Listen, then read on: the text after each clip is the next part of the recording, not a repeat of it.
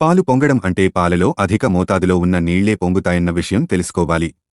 పాలు నిర్దిష్టమైన ఒకే పదార్థం కాదు. ఉప్పులాగా, చక్కెరలాగా, క్లోరోఫ్రన్లాగా, ఆక్సిజన్లాగా అది ఒక శుద్ధమైన సంయోగ పదార్థమో, మూలకమో కాదు. పాలు ఓ మిశ్రమ పదార్థం.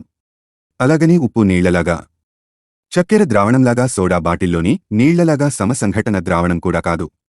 పాలను కొల్లాయిడ్ తరహా మిశ్రమ పదార్థం అంటారు.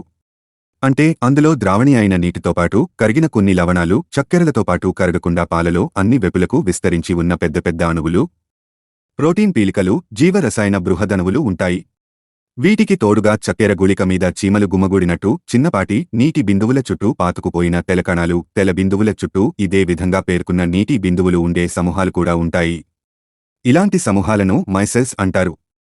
ఇలా ఎన్నో పదార్థాల సమ్మిశ్రణమే పాలు. ఇలాంటి పాలను వేడి చేసినప్పుడు ఉష్ణోగ్రత 100 డిగ్రీల సెల్సియస్కు దాటే సమయంలో పాలలోని నీరు ద్రవస్థితి నుంచి వాయుస్థితిగా మారే క్రమంలో బుడగలు ఏర్పడతాయి. అయితే పాలలో వివిధ పదార్థాలు ఉండటం వల్ల పాలలో ఉష్ణం అన్ని వెపులకు ఒకే విధంగా విస్తరించదు. క్రింద భాగాన అధిక వేడి పైభాగంలో తెల బిందువులు తేలడం వల్ల తక్కువ వేడి ఉంటుంది. కాబట్టి కిందనే మొదట ఏర్పడ్డ నీటి ఆవిరి బుడగలు తమపై ఉన్న పాలభాగాన్ని నెట్టుకుంటూ పైకి వెడతాయి. అందువల్లే పాలు పొంగుతాయి. కానీ నీటి విషయం అలా కాదు. నీరు శుద్ధమైన ద్రావణి కాబట్టి ఉష్ణం అన్ని వెపులకు ఉష్ణ సంవహనం అనే పద్ధతిలో చేరడం వల్ల నీటిలో అన్ని భాగాల్లోనూ బుడగలు వస్తాయి. కాబట్టి పొంగకుండానే పైనున్న బుడగలు గాలిలో కలుస్తుంటాయి.